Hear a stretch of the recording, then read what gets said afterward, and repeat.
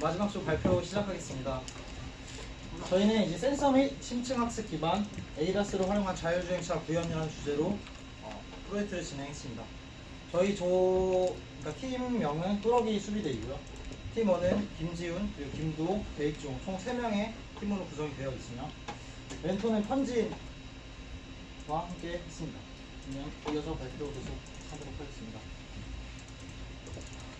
먼저 목차에 대해 설명드리겠습니다. 저희는 왜 이 주제를 선택했냐, 그거에 대한 이유, 그러니까 프로젝트 배경에 대해 먼저 설명을 드린 후에 이 프로젝트를 통해서 이루고자 하는 목표에 대해서 연달아 이제 설명을 드리겠습니다. 그리고 저희가 이제 직접적으로 한 프로젝트 내용, 이제 세부적으로 시스템 테스트 환경, 시나리오는 어떻게 구성했는가, 그리고 하드웨어와 소프트웨어는 어떤 아키텍처를 가지는가, 그리고 이제 차선인식, 자율주행, 딥러닝 어떻게 했으며 표지판 인식을 어떻게 했으며에 대해서 세부적으로 설명을 드리고, 그리고 마지막으로는 프로젝트 결과에 대해서 영상과 함께 보신 후에 발표를 마무리하도록 하겠습니다. 프로젝트 배경입니다. 4차 산업혁명과 함께 지금 8대 산업을 선도하면서 차량 산업이 지속적으로 발전 중이고 그에 대한 투자도 이어지고 있습니다. 현재 이제 V2X 그리고 5G, 딥러닝 등 이런 다양한 분야의 기술들이 활용되면서 자율주행 기술이 계속 발달되고 있는데 저희 팀원 3명이 모두 이제 이 교육을 통해서 직접 차량을 만들어보고 차량의 동작이 어떻게 되는지 그걸 이해하고 또 그거를 베이스로 어떻게 자율주행 시스템을 구현할 수 있는지에 대해서 궁금해하고 이제 거기에 의욕을 가지고 있어서 주제를 이렇게 정하게 되었습니다. 그래서 저희 프로젝트 목표는 이제 첫째로 딥러닝 기반 자율주행차 구현. 일단 먼저 우선적으로 주행에 관해서 초점을 맞췄습니다. 그러니까 이렇게 딥러닝 기반 자율주행을 통해서 이제 차량의 하드웨어와 그 안에 내부적으로 들어간 소프트웨어 아키텍처에 대한 이해도를 높이고 또 이제 프로세스 간의 통신 방법인 ROS 플랫폼 솔루션 개발을 통해서 이제 역량을 더 향상시키며 자율주행차 개발을 위해서 전체 시스템이 어떻게 되어 있는지 이해도를 높이고자 했습니다. 그리고 이제 주행이 된다는 가정하에 ADAS를 이용해서 주행 성능을 향상시키는데 이 과정을 통해서 이제 현재 차량 산업에서 기술 동향을 파악하고 추후에 국내 이제 시장이나 해외 시장에서 경쟁력 강화를 위한 방안을 모색하고자 하는 목표를 세웠습니다. 이제 본격적으로 프로젝트 내용에 대해 설명드리겠습니다. 먼저 시스템 테스트 환경입니다. 저희는 우선적으로 자동차 제작을 직접 처음부터 끝까지 했고요. 그리고 그 이후에 이제 자율주행에 관련된 여러 알고리즘이나 딥러닝이나 이런 것들을 공부했습니다. 일단 차량은 운전자의 개입이 없는 운전자가 부재인 차량을 고려하면서 이 차량은 이제 인식 시스템, 카메라나 라이다 혹은 IMU 센서 등을 가지고 있습니다. 이를 기반으로 이 차량을 이용해서 이제 딥러닝을 활용한 자율주행, 이렇게 보시는 바와 같이 곡선과 직선의 도로를 포함하는 도로 환경을 구성했습니다. 저희 차량의 하드웨어 구조에 대해서 설명드리겠습니다. 우선 중심에는 이제 제슨 TX2 프로세서가 위치하고 그 인식 시스템에는 카메라와 라이다 그리고 IMU 센서를 사용했습니다. 카메라와 라이다와 IMU 센서에서 수집된 정보들을 제슨 TX2 그러니까 프로세서에서 받아서 여기서 데이터를 가공 및 활용하여 차량의 모터 컨트롤러 유닛으로 이제 데이터를 전송해 줍니다. 이거를 이제 실질적으로 저희가 구성한 구조를 보면은 일단 중심에는 TX2 메인 보드가 들어가고 이제 인지 시스템에는 IMU 그리고 라이다 카메라를 활용했습니다.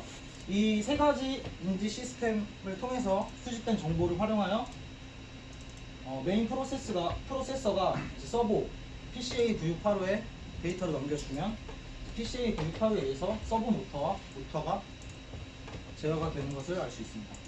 외부적으로는 조이스틱을 사용하여서 차량을 제어한 경우도 있었습니다. 근데 이 중에서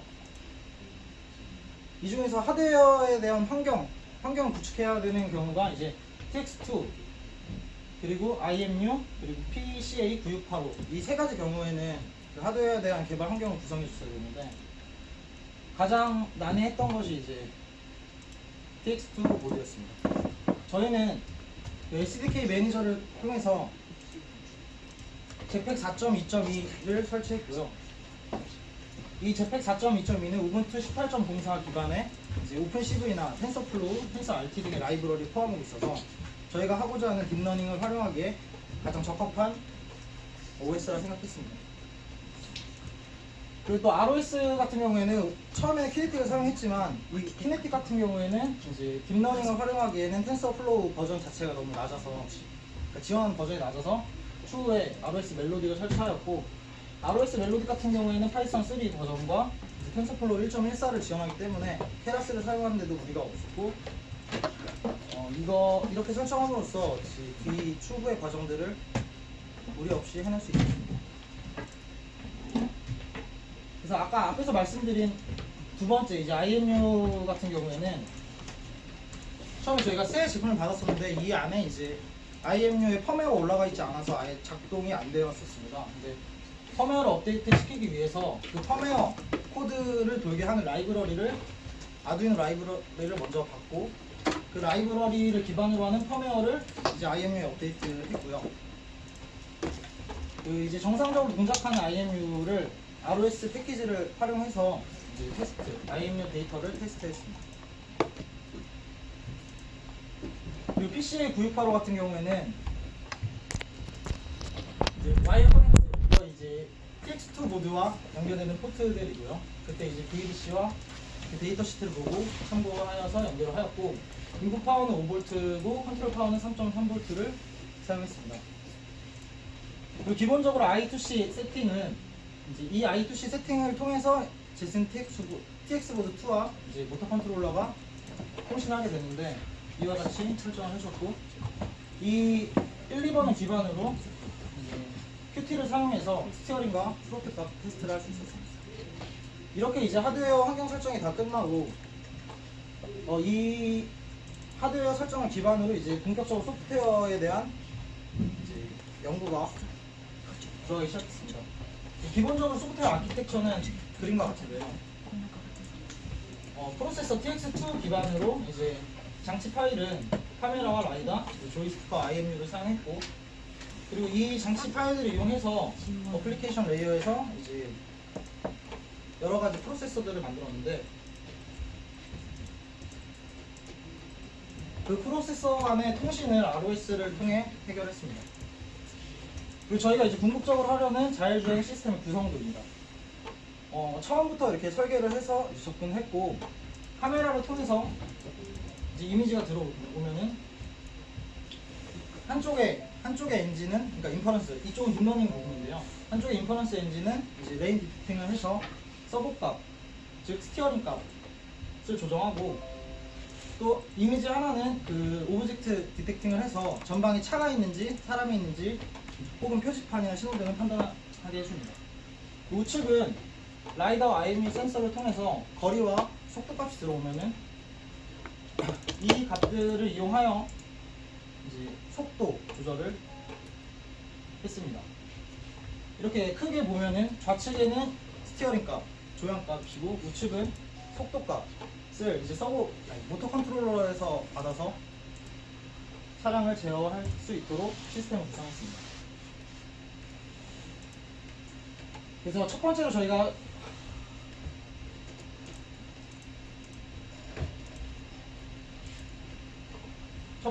수행한 것은 이제 차선을 인식하는 딥러닝 기반으로 차선을 인식해서 자율주행하는 기능을 넣었는데요. 여기서 이제 요구사항은 도로 차선을 따라서 자율적으로 차량이 이제 외부의 개입 없이 차량 스스로 주행하는 것을 목표로 했고요. 그때 이제 시스템 설계는 그림과 같이 있습니다.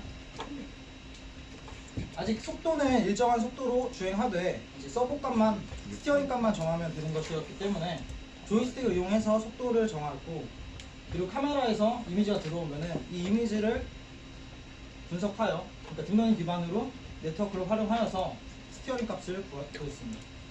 근데 이 딥러닝을 구하는 과정을 미리 저희가 다 직접 했는데 기본적으로 이제 CNN 리그레이션을 사용하였고 데이터 수집 후에 네트워크를 설정하고 이 그러니까 데이터와 네트워크를 기반으로 트레이닝을 하여서 성능을 향상시키고 이것을 이용하여 인퍼런스를 하였습니다.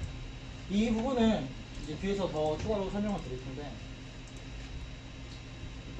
일단 이거는 저희가 설명드리기 전에 전체 이제 플로우 차트, 데이터 플로우 차트에 대해서 이제 이렇게 구성을 하고 구현을 시작했습니다.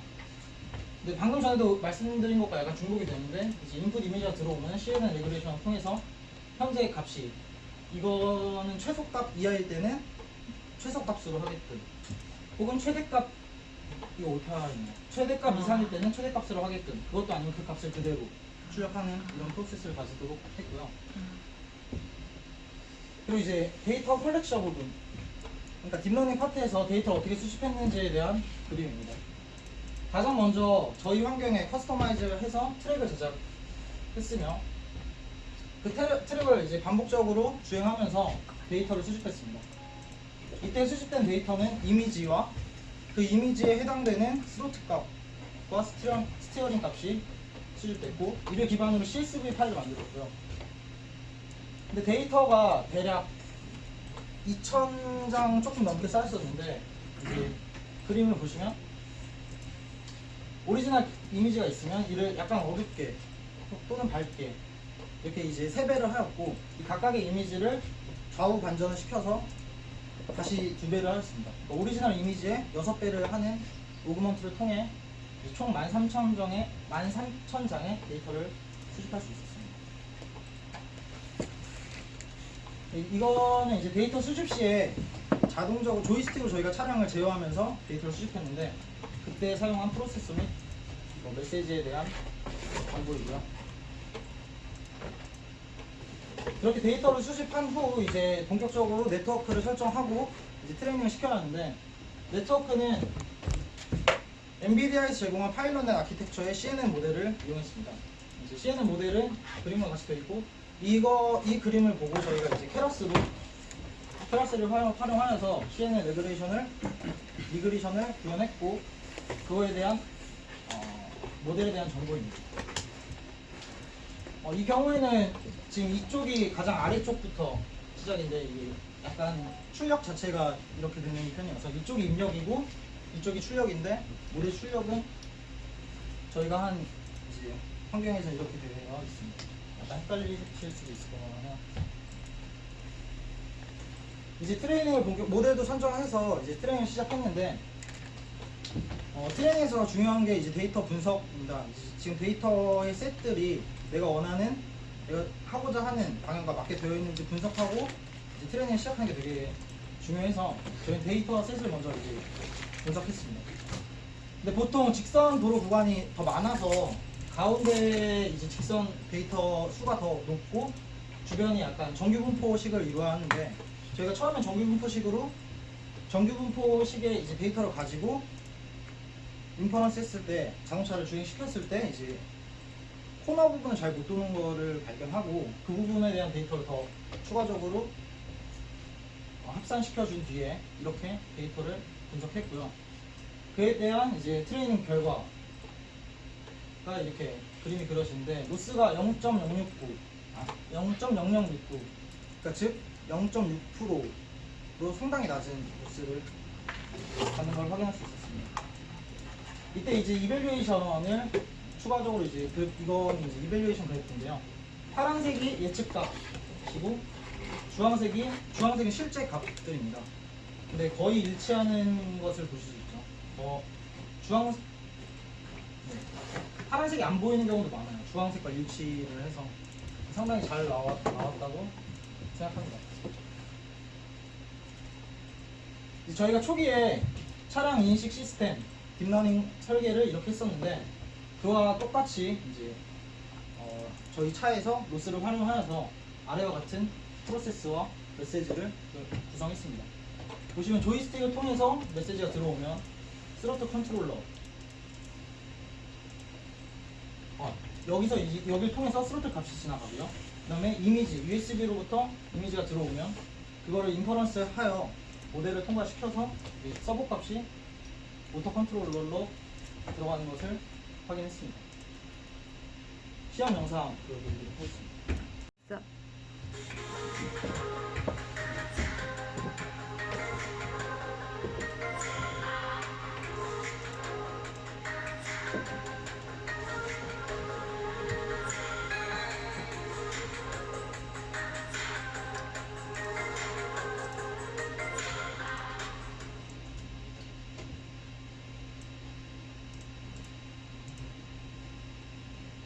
방금 영상처럼 이제 전혀 사람의 개입 없이 자동차가 스스로 주행하는 것을 이제 확인했습니다.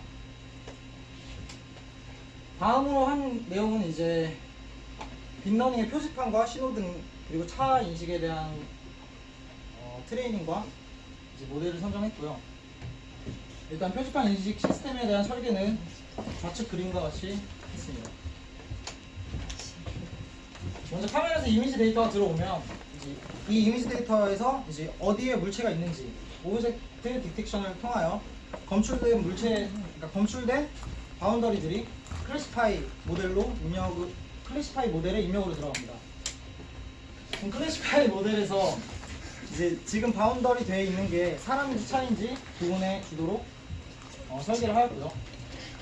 이 과정에서도 전과 같이 딥러닝에서 데이터 컬렉션과 그리고 네트워크 설정, 트레이닝, 인퍼런스를 똑같이 진행했습니다. 똑같이 이제 저희가 구현하고자 하는 것에 대한 프로세스를 미리 결정하였고요. 이제 인풋 이미지가 들어왔을 때 이게 오브젝트가 지금 존재하는가, 존재하지 않는다면 다시 처음으로 돌아가고, 만약에 존재해서 바운더리가 찾아진다면 이를 클래시파이 하여서 지금 검출된 오브젝트가 무엇인지 출력하는 것으로 프로세스를 결정했습니다.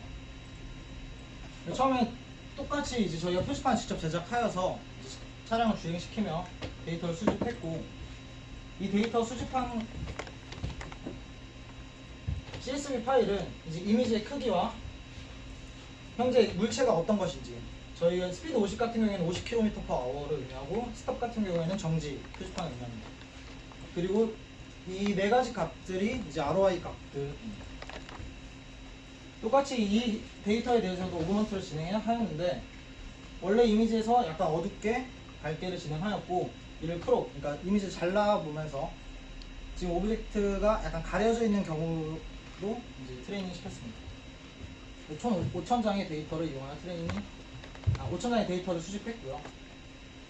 그리고 여기서는 이전과 다르게 오브젝트 디텍션에 관한 모델, 그리고 이를 통해서 바운더리가 입력되면 이 지금 바운더리가 어떤 것인지, 어떤 물체인지에 대해서 두 가지 모델을 설정했고, 첫 번째 거는 SSD 모델이고 두 번째 거는 거기서 이제 인셉션 버전 2 모델, CNN 인셉션 버전 2. 그래서 총 SSD 인셉션 버전 2 모델을 저희는 사용했습니다. 그래서 인퍼런스는 처음에 우선적으로 텐서 플로우로 진행을 했는데요. 텐서 알트. 우선적으로 텐서 알트로 진행을 했습니다. 그래갖고 98% 정지 사인, 그리고 이건 차다 99% 이렇게 출력이 되었고, 그리고 그 이후에 이제 텐서 플로우로도 똑같이 인퍼런스를 진행하였는데, 스피드 30, 스탑, 스피드 50 이렇게 똑같이 90% 이상으로 이렇게 되는 걸 확인할 수 있었는데, 정확도 측면에서는 두 개가 유사하지만 이제 아래의 그림을 보시면은 텐서 플로우 같은 경우에는 CPU 기반으로 인퍼런스가 진행되고, 텐서 RT는 지금 저희가 가진 TX 모드의 GPU를 최대한 활용하는 그런 인퍼런스 엔진이기 때문에 이미지 한 장을 출력할 때 이미지 한 장에 입력을 들어가고 출력까지 걸리는 시간을 보시면 CPU 기반에는 27ms고 그 후다 GPU 기반은 18ms입니다. 이걸 이제 프레임 퍼 세컨드로 환산을 할 경우에는 1초에 37장이 나오는 반면에 약 2배, 1.5배 정도 되는 GPU의 경우에는 1초에 54프레임이 나오는 것을 저희는 확인할 수 있었습니다. 이렇게 이제 딥러닝을 통해서 주행과 이제 오브젝트 디텍션에 대해서 완성을 하였고, 주행이 다 된다는 걸 저희는 확인하고 나서 이제 추가적으로 ADAS 기능을 하나씩 구현하기 시작했습니다. 우선적으로 한 거는 적응식 정속 주행 시스템 ACC 기능과 이제 긴급 제동 장치 AEB 기능을 먼저 하였는데요. 저희가 이 기능을 구현하면서 일단 현재 차량의 속도를 알아야 되기 때문에 IMU 센서를 사용하였고, 그리고 앞에 차량이나 뭐 응급 상황이 있을 때 물체의 거리를 알아야 하기 때문에 라이다를 사용하였습니다. 그래서 속도 계산 같은 경우에는 IMU 센서는 현재 가속도 값을 알려주는데, 이 가속도 값을 리만 적분을 이용해서 아래와 같은 코드로 속도 값을 구할 수 있었으며, 라이더 같은 경우에는 여러 값들의 평균 값을 이용해서 거리를 구할 수 있었습니다. 하지만 저희가 이제 ACC와 AEB 설계를 좌측 그림과 같이 했고요. 이 스로틀 컨트롤이라는 패키지, 이 프로세스 안에서 거리값과 속도값을 이용하여서 현재 속도를 결정하려고 했으나 이 IMU 데이터를 테스트해보는 중간에 속도가 값이 계속 튀는 현상을 발견했습니다. 이거를 계속 잡아보려고 노력을 했지만 프로젝트 발표 날이 다가오고 있어서 일단 IMU는 저희가 쓰지 않기로 했고, 그리고 라이다만을 사용해서 거리에 따른 등속, 감속, 가속을 구현하기로 했습니다. 그래서 보시면은 선행 차량이 주행을 할 때 뒤에서 이제 내 차가 운전하고 간다. 그럴 때 현재 이 거리 안에 있으면은 긴급 제동 장치, 그러니까 급정거를 해야 하고요. 그리고 이 거리에 있을 때는 현재 속도보다 좀 더 느리게, 그리고 이때는 유지, 그리고 그 거리보다 더 멀 때는 좀 더 빠르게, 이렇게 시나리오를 잡았고요. 거기에 대한 프로세스는 우측과 같습니다. 그러니까 현재 거리를 알고 있을 때 지금 안전 거리보다 이 거리가 낮으면은 그냥 정지, 그러니까 스로틀 값을 정지로 했고요. 만약에 이거보다 낮지는 않지만 알파라는 값, 그러니까 여기가 정지 거리이고 여기를 알파, 베타라고 했을 때 알파보다 낮으면은 현재 속도를 감속해야 하는 구간이기 때문에 속도를 감소시키고, 알파보다 낮지 않고 베타보다 낮을 경우에는 속도를 감소시켜야 되는 구간이기 때문에 감소시키는 이런 프로세스를 구상했습니다. 그래서 영상으로 결과를 한번 보도록 하겠습니다.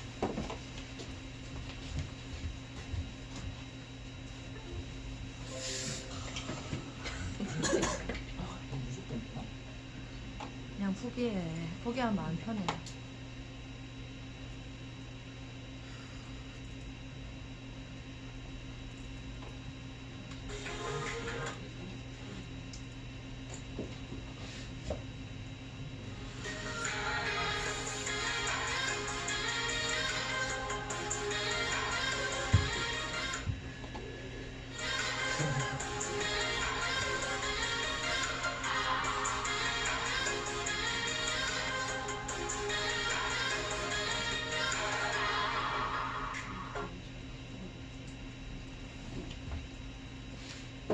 풀샷을 왜 이렇게 쪼가리 내서 보여주니 답답해 죽겠네. 이거는 진짜 풀샷을, 그러니까 롱 타임으로 찍은 게 아니고 저희가 완성됐을 때 그때 찍었던 영상들이어서 약간 짧은. 롱테이크 따로 있어 그러면? 네, 마지막에 한번 했습니다. 이제 저희가 처음부터 구상했었던 시나리오에 대해서 설명을 드리도록 하겠습니다. 스타트 구간에서 이제 저희의 차량이 출발하게 되고요. 그럼 곡선 구간을 지나서, 그러니까 곡선 구간을 가진 1구간과 직선 구간만 가지는 2구간이 있는데, 곡선 구간을 가지는 1구간에서는 일정한 속도로 이제 서보 값, 그러니까 스티어링 값만을 변경하면서 고속 주행을 하게 됩니다. 그리고 이제 직선 구간에 접어들게 될 경우에는 앞에 선행 차량이 있기 때문에 ACC 그리고 AEB 기능이 발동되는데요. 그때 이 선행 차량은 저희가 이쪽에서 이제 사용했던 것과 똑같은 자율주행 차량이고, 그리고 그 자율주행 차와의 거리를 기반으로 이제 ACC 기능을 구현했습니다.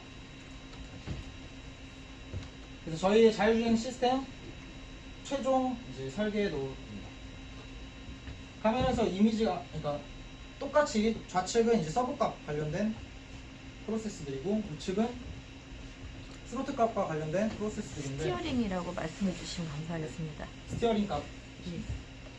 그래서 이미지가 일단 두 가지의 엔진, 레인 디텍트라는 엔진과 이제 오브젝트 디텍트라는 엔진으로 들어가고, 이 레인 디텍트에서는 스티어링 값이 출력되어 이제 비이클 컨트롤 유닛으로 데이터를 전송해 줍니다. 그리고 오브젝트 디텍트에서는 전방에 있는 물체가 무엇인지 판단을 하고 이제 스로틀로 보내주고요.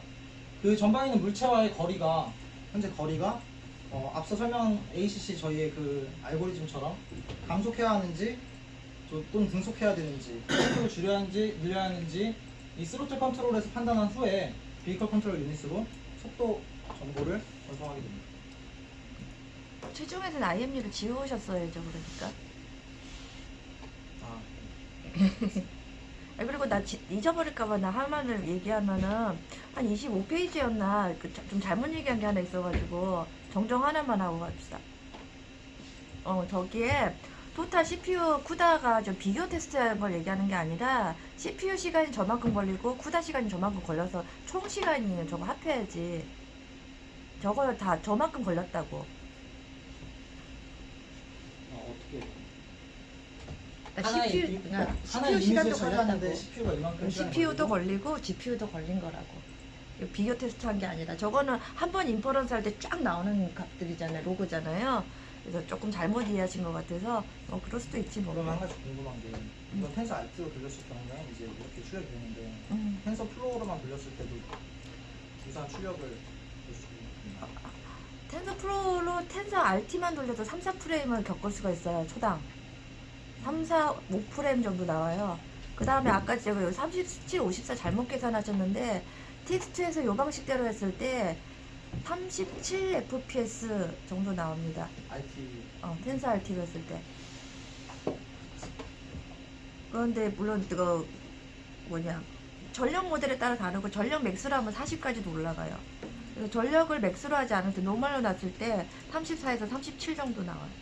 그래서 지금 그 상태로 테스트 하신 거고요. 그래서 저 부분은 잘못 쓰신 거예요. 그러니까 빨간색만 딱 지우시면 돼요. 딴 건 괜찮아. 나머지는 잘하셨어요. 그 다음에 맨 마지막에 IMU 지워주시고요. 네. 그래서 방금 앞서 설명한 모든 그 프로세스들이 하나로 합쳐진 모양인데요.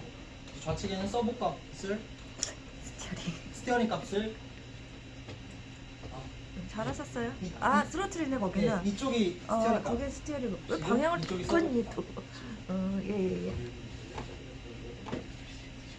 그러니까 ACC AB였잖아요. 저 아까 좌측에 있던 그 플로우 차트가. 예, 그렇습니다. 그렇네. 그래서 저희가 처음에 구상했던 그 시스템 설계대로 이제 전체 ROS 프로세서 메시지들이 동작하는 것을 확인할 수 있었습니다. RQT 그래프 전체 RQT 그래프예요? 네. 오케이. 그리고 마지막 그 전체 시용 영상을 어디 가니? 보여드리도록 저기 하겠습니다. 있구나. 야, 좀 여기 그만 좀 해줘. 나 편집하기 힘들어.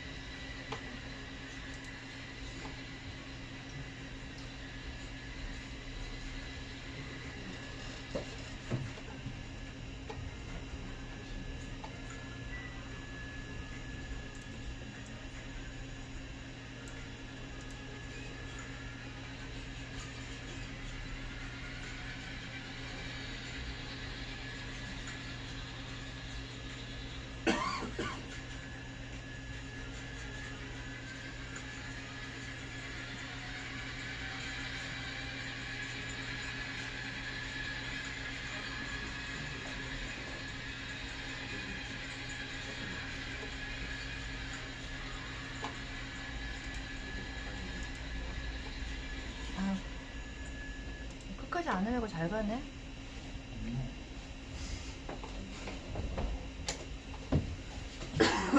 네, 저희 향후 계획에 대해서 마지막으로 말씀드리겠습니다. 이제 주행이 완성되었고 이제 추가적으로 ADAS 시스템을 계속 구현하고 싶은데 우선 LDWS, 그러니까 저희가 차선을 변경할 때 뭐 좌측이나 우측에 차가 있으면 위험 신호를 알려주는 그런 시스템을 추가적으로 구현할 예정이고요. 그 이후에는 이제 자율주차 시스템 또한 구현해 보고 싶은 생각이 있습니다. 그리고 이제 앞선 조가 했던 것처럼 슬랭을 이용해서 장애물을 인지하고 이제 GPS 데이터를 받을 수 없는 곳, 이제 뭐 지하 주차장이나 이런 데서 주차를 하거나 알고리즘 또한 개발해 보고 싶습니다. 이건 브로이로 저희 소프트웨어 사용한 버전들과 하드웨어 스펙들